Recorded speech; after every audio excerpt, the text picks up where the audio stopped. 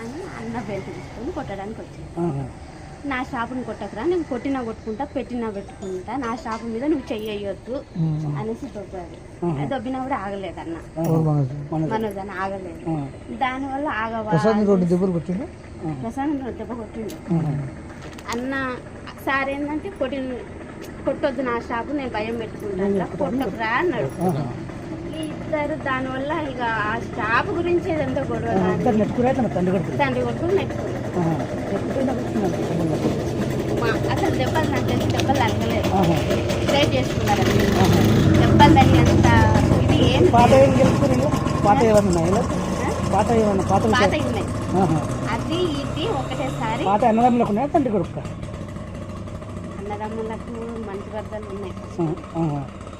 మనం మౌనిక మేడం చేసుకోవడం ఇష్టం ఫస్ట్ నుండి వాళ్ళకి ఇష్టం లేదు. దానివల్ల కొంచెం వాళ్ళు ఫస్ట్ నుండి డిస్టర్బెన్స్ ఆ విషయం మీద. ఎవరికో బాబు ఉన్నాడు, ఆల్రెడీ బాబు ఉన్నాడు కాబట్టి వాళ్ళకి ఇష్టం లేదు.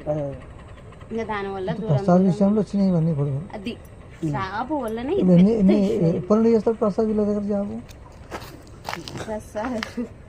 ప్రసాద్ జాబ్ వాడు 6 సంవత్సరాలు 4 సంవత్సరాలు ఇక్కడ హైదరాబాద్ కాదు పనిచేస్తారు సార్ దగ్గర.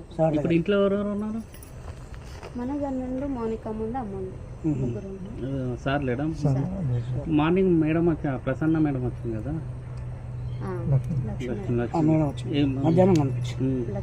అంటే ఏమన్నా సంజాయించిందా లేకపోతే చెప్తుంది ఇంకా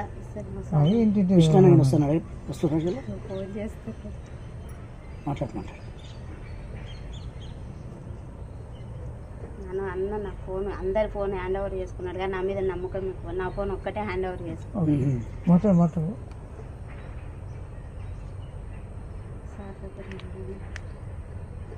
ఎన్ని గంటలకు అయింది? నైట్, శనివారం నైట్.